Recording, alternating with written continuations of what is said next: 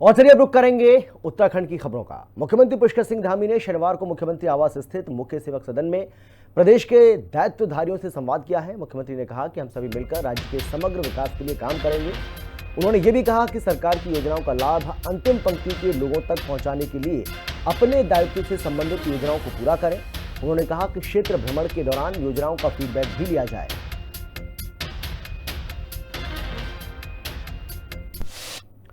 और पाकिस्तानियों के खिलाफ एक्शन में है सीएम धामी। तो पाकिस्तानियों के खिलाफ सीएम धामी बहुत ज्यादा एक्शन में नजर आ रहे हैं और सीएम धामी ने उच्चाधिकारियों के साथ बैठक की है। पाकिस्तानी नागरिकों को जल्द वापस भेजने के निर्देश उनकी ओर से दिए गए हैं। सत्यापन अभियान में तेजी लाने के निर्देश भी दिए गए हैं और संदिग्ध व्यक्तियों को हिरासत में लिया जाए, ये बात भी सीएम धामी की ओर से की गई है। सीएम धामी ने अब तमाम जो पाकिस्तानी उत्तराखंड के अंदर रहते हैं उनको चिन्हित कर बाहर भेजने का यानी कि पाकिस्तान भेजने के लिए उच्चाधिकारियों के साथ न केवल बैठक ली बल्कि कई महत्वपूर्ण निर्देश भी उन्होंने जारी किए। पहलगाम में हुए आतंकी हमले के बाद पूरे देश में सुरक्षा एजेंसियां चौकन्ना हो गई हैं। उत्तराखंड सरकार ने भी तेजी से अपने कदम बढ़ाते हुए नैनीताल समेत कई जिलों में रह रहे पाकिस्तानी नागरिकों को चिन्हित कर उन्हें वापस भेजने की प्रक्रिया शुरू कर दी है। इस बीच रामनगर पहुंची उत्तराखंड विधानसभा अध्यक्ष रितु खंडूरी का बीजेपी कार्यकर्ताओं ने गर्मजोशी के साथ स्वागत किया। रामनगर प्रवास के दौरान रितु खंडूरी ने मीडिया से बातचीत में राज्य में चल रही कार्रवाई की विस्तृत जानकारी साझा की। उन्होंने साफ तौर पर कहा कि सरकार पूरे उत्तराखंड में पाकिस्तानी नागरिकों और उनके बीच रह रहे छात्रों की भी पहचान कर रही है और सभी को कानूनी प्रक्रिया के तहत वापस भेजा जा रहा है। सब जानते हैं कि पहलगाम में एक हादसा हुआ है जिसके तहत हमारे वहाँ जो टूरिस्ट वहाँ पहुँचे थे उनमें से 26 और टोटल मिला के 28 दो उसमें फॉरेन नेशनल्स भी हैं, उनको मार दिया गया। और भारत सरकार ने, आदरणीय प्रधानमंत्री जी ने एक निर्णय लिया है, एक कठोर निर्णय लिया है जिसमें कहा गया है कि जितने भी पाकिस्तान के नेशनल्स हिंदुस्तान में कहीं भी रहते हों और ऐसे जैसे उत्तराखंड में भी कुछ स्टूडेंट्स हैं और कुछ लोग यहाँ रहते हैं, उनसे कहा गया है कि अब आप अपने देश वापस जाइए। तो इसमें अच्छी बात है, उन्हें जाना चाहिए। वहीं हरिद्वार में कांग्रेस नेताओं ने आतंकी हमले के विरोध में कैंडल मार्च निकाला। शनिवार शाम जटवाड़ा पुल से शुरू हुआ ये कैंडल मार्च ज्वालापुर और मध्य हरिद्वार के कई इलाकों से होकर गुजरा। कैंडल मार्च में बड़ी संख्या में मुस्लिम समुदाय के लोग भी मौजूद रहे। कांग्रेस विधायक रवि बहादुर के नेतृत्व में निकाले गए कैंडल मार्च में सैकड़ों की तादाद में लोग शामिल हुए।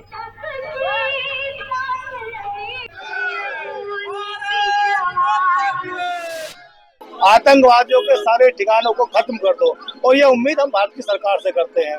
यहाँ कांग्रेस के लोग भी हैं, कई सामाजिक संगठनों के लोग भी हैं और सबकी एक ही मांग है कि पाकिस्तान अब जो है ये काम बिल्कुल बंद कर दे और किसी भी प्रकार से हमारी सेना को पूरी छूट दे दे, आतंकवाद के ठिकानों को नेस्तनाबूद कर दे, पाकिस्तान को नक्शे को बदल दे, जो मर्जी कर दे। पूरा विपक्ष भी आज साथ है मोदी जी के, भाजपा की सरकार के। अब उनके पास कोई बहाना भी नहीं होना चाहिए, लेकिन ये बर्दाश्त करने के योग्य नहीं है। बेचारे यात्रियों पर हमला करके उनकी हत्या करने का काम किया है। ये हमला भारत की आत्मा पे हमला है और आज भारत का प्रत्येक नागरिक, चाहे वो हिंदू हो, चाहे मुस्लिम हो, चाहे वो सिख हो, चाहे ईसाई हो, अभी आपने देखा होगा इस कैंडल मार्च में 80% मुस्लिम समाज के लोग शामिल हुए और सबने एक सुर में ये कहा है कि पाकिस्तान मुर्दाबाद है और पाकिस्तान के खिलाफ कार्रवाई होनी चाहिए।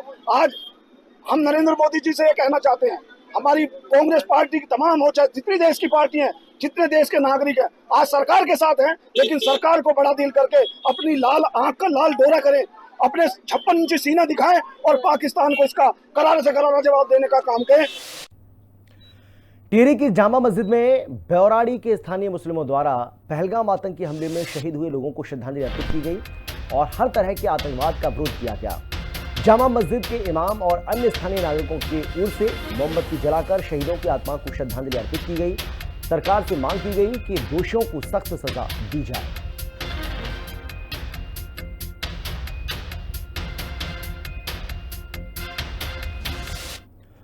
जम्मू कश्मीर के पहलगाम में हुए आतंकी हमले के बाद सियासत भी शुरू हो गई है। बीजेपी ने कांग्रेस पर इस घटना को लेकर अनर्गल बयान देने का आरोप लगाया। तो वहीं कांग्रेस के उपाध्यक्ष सूर्यकांत धस्माना ने कहा कि मल्लिकार्जुन खड़गे समेत राहुल गांधी ने कहा था कि सरकार आतंकवाद के खिलाफ जो भी निर्णय लेगी कांग्रेस उनके साथ है। सूर्यकांत धस्माना ने सुरक्षा व्यवस्था पर सवाल खड़ा करते हुए कहा कि पहलगाम जैसे संवेदनशील इलाके में जहां 2000 से अधिक लोग घूमने आए थे, वहां सुरक्षा के इंतजाम क्यों नहीं थे। सारे राष्ट्रीय नेताओं ने, मल्लिकार्जुन खड़गे साहब ने सबसे पहले ऐलान किया, राहुल गांधी जी ने जो सर्वदलीय बैठक हुई उसमें जाके ऐलान किया कि सरकार इस मामले में, केंद्र की सरकार जो भी निर्णय लेगी आतंकवाद को समाप्त करने के लिए, आतंकवादियों के खिलाफ, इस आतंकवादी घटना के पीछे जो ताकतें थी उनके खिलाफ जो भी एक्शन केंद्र की सरकार लेगी उस पर पूरी तरह से कांग्रेस पार्टी केंद्र की सरकार के साथ है। लेकिन हमारे प्रश्न भी है, आप बदला किससे लेंगे? आप सबसे पहले तो ये जवाब दें कि 2000 पर्यटक पहलगांव जैसी संवेदनशील जगह पर, जहां पर मतलब कश्मीर में इतना संवेदनशील कश्मीर, आपने केवल 370 हटा करके मान लिया कि वहां आतंकवाद समाप्त हो गया, और 2000 पर्यटक जहां पर हैं, पहलगांव जहां से अमरनाथ की यात्रा शुरू होती है उस जगह पर सुरक्षा कर्मी नहीं। उत्तराखंड के राज्यपाल lieutenant general retired general Gurmeet Singh से भारतीय सुदूर संवेदन संस्थान के निदेशक डॉक्टर राघवेंद्र प्रताप सिंह ने शिष्टाचार भेंट की है। इस मौके पर डॉक्टर सिंह ने राज्यपाल को संस्थान की गतिविधियों, अनुसंधान कार्यों और सुदूर संवेदन के साथ ही भू स्थानिक प्रौद्योगिकी के क्षेत्र में किए जा रहे नवीन प्रयासों के बारे में जानकारी दी। उन्होंने ये भी बताया कि संस्थान की ओर से चंपावत में सुदूर संवेदन और GIS तकनीकों का उपयोग करके प्राकृतिक संसाधन प्रबंधन, पर्यावरण निगरानी, आपदा प्रबंधन और क्षमता निर्माण के क्षेत्रों में काम किया है।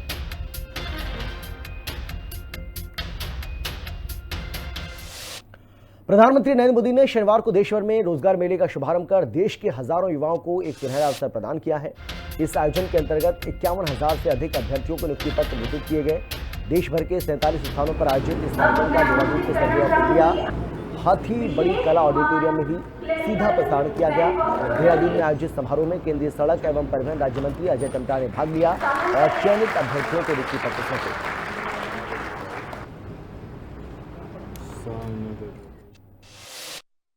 आज के इस अवसर पर हमारा ये 15वां रोजगार मेला, जो कि 162 लोगों को हमने उत्तराखंड में आज यहाँ वितरित किए हैं, जिसमें से 90 बच्चे हमारे उत्तराखंड के, और लगभग 13 डिपार्टमेंट में इन सबकी नियुक्ति हुई है।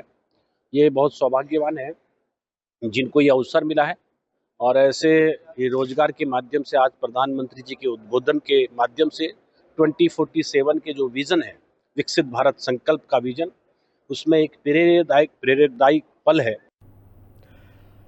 उत्तराखंड के पूर्व मुख्यमंत्री हरीश रावत लगातार सनातन को लेकर बयानबाजी करते रहे हैं। गंगा सम्मान यात्रा के दौरान उन्होंने खुद को सनातनी होने को लेकर कई बयान भी दिए। साथ ही उनकी सरकार में जुमे की नमाज की छुट्टी देने के आदेश को भी झूठा बताया। इस मुद्दे को लेकर बीजेपी कांग्रेस में जुबानी जंग लगातार छिड़ी हुई है। अब बीजेपी के प्रदेश अध्यक्ष महेंद्र भट्ट ने कहा है कि हरीश रावत को खुद के सनातनी होने पर डाउट है। किसी ने प्रश्न खड़ा नहीं किया वो सनातनी नहीं है, लेकिन अपने आप को सनातनी बता भी नहीं रहे। अगर सनातनी हैं तो उनको अयोध्या भी जाना चाहिए, वो सनातनी है तो अनेकों मठ मंदिर वहाँ जाना चाहिए, उनका सनातन हरिद्वार की हर की पेड़ी भी होना चाहिए। लेकिन जिस प्रकार से वो एक ढोंग कर रहे हैं, अब जनता उनको अच्छी तरह समझ चुकी है किस प्रकार का तुष्टिकरण की उनकी राजनीति का केंद्र रहा है। और आज भी अपनी तुष्टिकरण राजनीति के कारण जब वक्फ बोर्ड के विषय को लेकर उनकी जो टिप्पणियाँ आती हैं और जिस प्रकार से अंबेडकर जयंती पर उनका जो बयान आता है, वो सब इस बात का अंदर है कि वो तय नहीं कर पा रहे हैं कि वो हैं क्या। प्रदेश के कृषि एवं सैनिक कल्याण मंत्री गणेश जोशी ने बताया कि केंद्र और प्रदेश सरकार के सहयोग से आज उत्तराखंड के उत्पाद देश दुनिया में डिमांड पर हैं। उन्होंने कहा कि प्रधानमंत्री नरेंद्र मोदी ने मंडवे की खेती को प्रोत्साहित करने और उद्यमियों को अधिक से अधिक लाभ मिले, इसके लिए खासतौर पर सब्सिडी का प्रावधान किया है। उन्होंने पहलगाम में भारतीयों पर हुए आतंकी हमले की निंदा करते हुए कहा कि पाकिस्तान को अब उसी की भाषा में जवाब देने का समय आ गया है।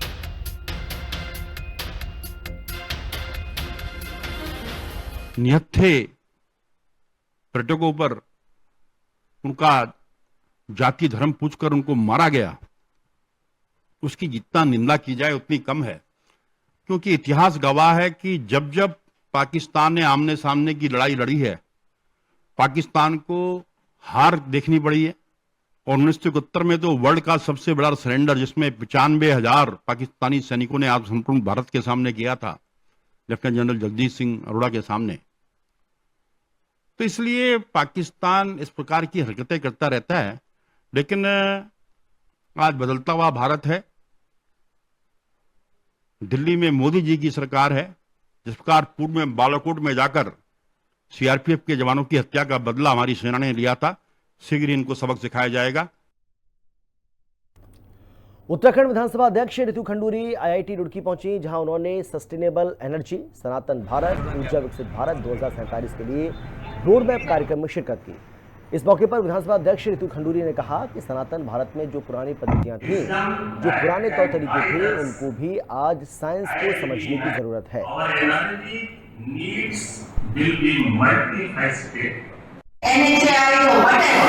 इस बात को हम लोगों ने रखा कि बहुत आवश्यक है कि जो सनातन भारत में जो पुरानी पद्धतियाँ थी, जो सिस्टम्स थे, जो तरीके थे, उनको भी आज की साइंस देखे, समझे और पढ़े, और साथ ही साथ समन्वय रखते हुए, जहाँ हमें एक तरफ सस्टेनेबल एनर्जी की आवश्यकता है, वहीं दूसरी तरफ देश को इकोनॉमिक डेवलपमेंट की भी आवश्यकता है। तो दोनों के साथ हार्मनी रखते हुए, हाथ में हाथ मिलाते हुए किस तरह से हम 2047 में एक सुंदर स्वस्थ भारत, डेवलप्ड भारत को देख पाएंगे, इसका यहाँ पे आज सेमिनार हो रहा है, उसमें मैं आज पहुंची हूँ यहाँ। धामी सरकार की ओर से अवैध अतिक्रमण पर कार्रवाई लगातार चल रही है। आपको बता दें कि राजधानी देहरादून के दून अस्पताल में बनी अवैध मजार पर देर रात धामी सरकार का बुलडोजर पहुंचा, जिसको लेकर कांग्रेस ने सरकार पर एक तरफा कार्रवाई का आरोप लगाया। तो वहीं बीजेपी का कहना है कि जब अवैध निर्माण और मजारों पर कार्रवाई होती है तो कांग्रेस का असली चेहरा सामने खुलकर आ ही जाता है। कांग्रेस केवल मुस्लिम तुष्टीकरण की राजनीति करती है और जितने भी अतिक्रमण अभी तक हुए हैं वो सभी कांग्रेस के संरक्षण में ही हुए। निर्माणों पर कार्रवाइयाँ होती हैं और मजारों पर कार्रवाई होती तो कांग्रेस का चेहरा खुल करके सामने आ जाता है। हम तो शुरू से कहते हैं कि कांग्रेस केवल और केवल मुस्लिम तुष्टीकरण की राजनीति करती है और उनका चेहरा बार बार जनता के सामने आता है। आज एक बार फिर जिस प्रकार से वो विरोध प्रदर्शन कर रहे हैं या विरोध की बातें कर रहे हैं, तो इससे साफ हो जाता है कि पूरे प्रदेश के अंदर आज जितने अतिक्रमण हैं, मेरा ये मानना और कहना है कि जितने भी अतिक्रमण पुराने हुए हैं, सारे के सारे कांग्रेस के नेताओं के संरक्षण में और कांग्रेस पार्टी के संरक्षण में हुए हैं, इसीलिए उन्हें इस प्रकार का दर्द होता है। मुख्य सचिव आनंद वर्धन ने शनिवार को केदारनाथ धाम पहुंचकर आगामी 4 धाम यात्रा की तैयारियों और व्यवस्थाओं का स्थलीय निरीक्षण किया। अपने इस दौरे में उन्होंने सबसे पहले केदारनाथ में चल रहे पुनर्निर्माण कार्यों का जायजा लिया और संबंधित अधिकारियों को आवश्यक दिशा निर्देश भी जारी किए। मुख्य सचिव ने मंदाकिनी और सरस्वती नदियों पर बनाए गए बैली ब्रिज का भी निरीक्षण किया। उन्होंने जानकारी दी कि इस पुल का कार्य पूरा हो चुका है, जिससे यात्रियों को आने जाने में और अधिक सुविधा और सुगमता प्राप्त होगी। केदारनाथ धाम में लोकल प्रशासन और सभी अधिकारी और एजेंसीज ने काफ़ी तैयारी कर ली है कपाट खुलने के पहले, लेकिन अभी हमारे पास कुछ दिन बचे हैं, उसमें स्पीड से काम कर रहे हैं ये लोग और कपाट खुलने के पहले सभी व्यवस्था सुनिश्चित कर ली जाएगी।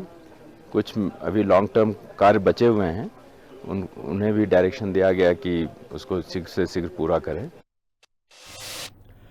जनपद पौड़ी में कल हुई 2 दुखद घटनाओं के बाद स्थानीय विधायक राजकुमार पौड़ी घायलों से मिलने के लिए जिला अस्पताल पहुंचे, जहां उन्होंने सभी घायलों से मुलाकात कर उनका हालचाल जाना। इस दौरान उन्होंने सीएमओ पौड़ी को निर्देश देते हुए कहा कि सभी घायलों का इलाज सही से किया जाए, साथ ही अगर किसी भी व्यक्ति की स्थिति क्रिटिकल होती है तो उसे तत्काल हायर सेंटर रेफर किया जाए। इस दौरान विधायक ने प्रदेश के मुख्यमंत्री और स्वास्थ्य मंत्री का आभार जताते हुए कहा कि इन दोनों घटनाओं की सूचना प्राप्त होते ही मुख्यमंत्री पुष्कर सिंह धामी और प्रदेश के स्वास्थ्य मंत्री डॉक्टर धन सिंह रावत ने घायलों के लिए हेली सेवा की सुविधा उपलब्ध कराई, जिससे घायलों को बेहतर इलाज समय पर मिल पाए।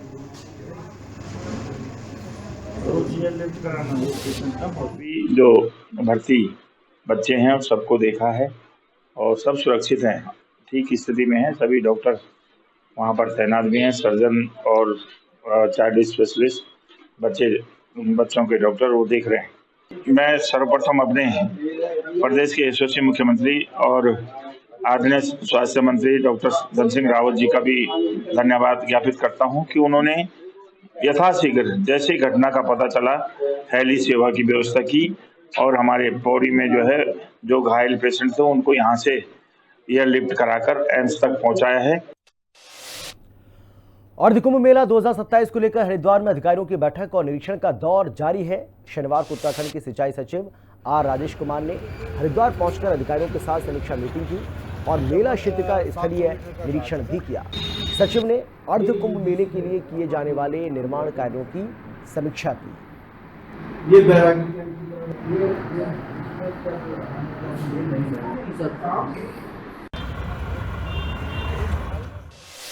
दो किस्म के काम हैं, एक तो घाटों का काम है और दूसरा जो है सड़कों का मरम्मत का कार्य है, और एक तीसरा कार्य भी है, वो है पुल जो है बनाने का। तो सबसे पहले जो घाटों का काम है, लगभग 104 ऐसे घाट चिन्हित किए गए हैं जिसमें मरम्मत होने की आवश्यकता है। उनमें से कई घाटों का भी निरीक्षण भी किया गया है, जैसे चमगादड़ टापू घाट है, भीमघोड़ा घाट है, पंतद्वीप घाट है, और इसके अलावा जो ऋषिकुल घाट है और विश्वकर्मा घाट है। तो यहाँ पे प्रमुख तौर पे जो है कुछ स्ट्रेचेस पे मेंटेनेंस का कार्य भी किया जाना है और लगभग 5.5 किलोमीटर के स्ट्रेच में नए घाटों का निर्माण का कार्य भी किया जाना है। और अब खबर है टिहरी गढ़वाल से, जहां विधानसभा क्षेत्र धनौल्टी में आपको बता दें कि कद्दू खाल में वाहन पार्किंग को लेकर शासन ने स्वीकृति दे दी है। दरअसल शासन ने ये स्वीकृति क्षेत्रीय लोगों की मांग पर दी है। आपको यही बता दें कि वाहन पार्किंग के लिए 8,34,89,000 रुपये की धनराशि स्वीकृत हुई है, जिसमें से 3,33,95,000 रुपये की पहली किश्त जारी हो चुकी है। कद्दू खाल में पार्किंग निर्माण से श्रद्धालुओं, पर्यटकों के साथ ही स्थानीय लोगों को इसका लाभ मिलेगा। वाहन पार्किंग में लगभग 100 से अधिक वाहन खड़े किए जा सकेंगे।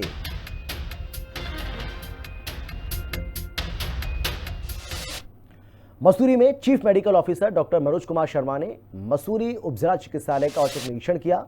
इस मौके पर उन्होंने अस्पताल में डॉक्टर और स्टाफ की सूची के साथ उनके अटेंडेंस चेक किए। उन्होंने सभी वार्ड में जाकर मरीजों का हालचाल भी जाना और उनको मिल रही स्वास्थ्य सुविधाओं के बारे में जानकारी हासिल की। इस मौके पर उन्होंने CMS डॉक्टर यतेंद्र सिंह को दवा वितरण कक्ष के बाहर अस्पताल में उपलब्ध सभी दवाइयों की सूची लगाने के निर्देश जारी किए।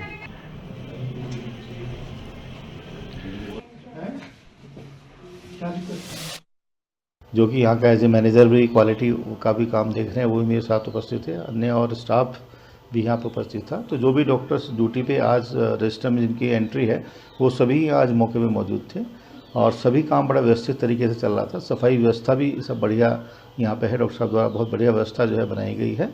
और कुछ एक जब हमने अवलोकन किया चीज़ों का, तो कुछ एक जो सामान्य दिशा निर्देश होते हैं जो हम अपने अनुभव के आधार पर जो देते हैं, वो सामान्य निर्देश दिए गए। कोई ऐसी कमी सामने नहीं आई और कैसे और हम चीज़ों को अच्छा कर सकते हैं, इसके संबंध में ही दिशा निर्देश जो है वो जारी किए गए हैं। उसके बाद मेरे द्वारा रजिस्टर का भी अवलोकन किया गया, उसमें भी जो है एंट्री है वो सही पाई गई है। जिलाधिकारी मनु दीक्षित की अध्यक्षता में जनपदीय सड़क सुरक्षा समिति की बैठक की गई। जिलाधिकारी ने साल 2024-25 में सड़क दुर्घटना और उसके कारणों को लेकर दिए गए निर्देशों की जानकारी लेते हुए संबंधित अधिकारियों को आवश्यक दिशा निर्देश जारी किए। उन्होंने सभी संबंधित अधिकारियों को आगामी चारधाम यात्रा के मद्देनजर सड़क सुरक्षा को लेकर बचे हुए कामों को तत्काल पूरा करने को कहा।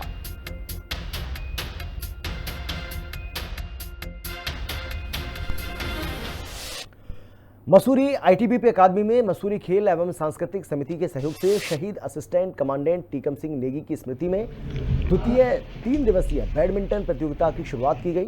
ITBP कमांडेंट जीजू S सभासद जसप्रीत कौर ने प्रतियोगिता की शुरुआत की। कमांडेंट जीजू S ने सभी प्रतिभाग कर रहे खिलाड़ियों को शुभकामनाएं दी। उन्होंने कहा कि मसूरी में खेल मैदान के साथ इंडोर स्टेडियम में की कमी है और जिस कारण खिलाड़ियों को बेहतर प्लेटफॉर्म उपलब्ध नहीं हो पा रहा है। दूसरा टूर्नामेंट है और इसमें मसूरी के विभिन्न स्कूल भाग ले रहे हैं। Under 15, under 17, under 19, single and doubles, girls and boys, और 2 कोर्टों में ही टूर्नामेंट हो रहा है। इसके अलावा men's single, men's double, mix double और एज कैटेगरी में टूर्नामेंट है। और ये इसका मेन उद्देश्य है, एक तो हमारे जो शहीद टीकम सिंह नेगी जी उनकी याद को जिंदा रखना, और दूसरी चीज़ मसूरी में जो खेलों का अभाव है, जगहें नहीं है, बैडमिंटन कोर्ट नहीं है शहर में किसी के लिए, तो ITBP हमें बहुत सहयोग करता है। ITBP के सहयोग से हम बच्चों को खेलने का प्लेटफॉर्म दे रहे हैं ताकि विभिन्न स्कूलों के बच्चे एक साथ आएँ और एक साथ मिलकर खेलें और अपने स्तर को बेहतर कर सकें। रुड़की सिविल लाइंस कोतवाल इलाके के बेलड़ा गांव में एक झोपड़ी में भीषण आग लग गई। सूचना मिलते ही मौके पर पहुंची फायर ब्रिगेड की टीम ने गांव वालों की मदद से भीषण आग पर काबू पाया। वहीं गनीमत ये रही कि इस हादसे में कोई जनहानि नहीं हुई। गांव वालों की तत्परता और साहस से एक बड़ा हादसा टल गया। घंटों की मशक्कत के बाद झोपड़ी में लगी आग पर काबू पाया गया और आग लगने का कारण शॉर्ट सर्किट बताया जा रहा है।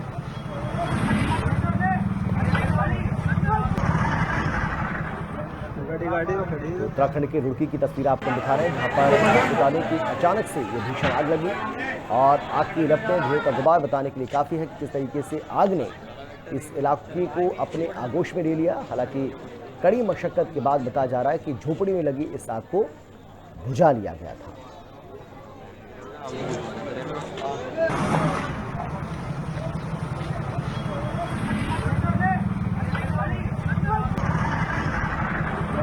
गाड़ी को खड़ी